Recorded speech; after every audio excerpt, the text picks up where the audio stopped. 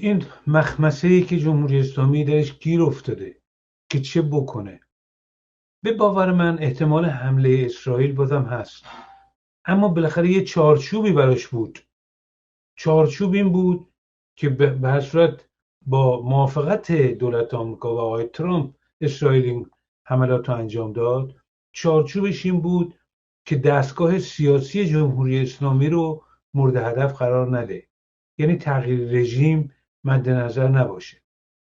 من فکر کنم اگر حملاتی هم باشه، اگر اتفاقی نیفته، همین معادلات باشه، حتی اگه جمهوری اسلامی به طرف مثلا اثرگیری برنامه هسته‌ای بره که بعید میدونم جرأت این کارو بکنه، لااقل در چشمانداز قابل بررسی میشه گفت که اگر هم حمله بشه باز هم در همین چارچوبه، یعنی حمله به تأسیسات هسته‌ای و نظامی جمهوری اسلامی. حالا میتونه در این حد اقلی مخفی اینطور ادامه پیدا کنه، میتونه گسترده تر هم بشه، یعنی خیلی هم علنی تر بشه.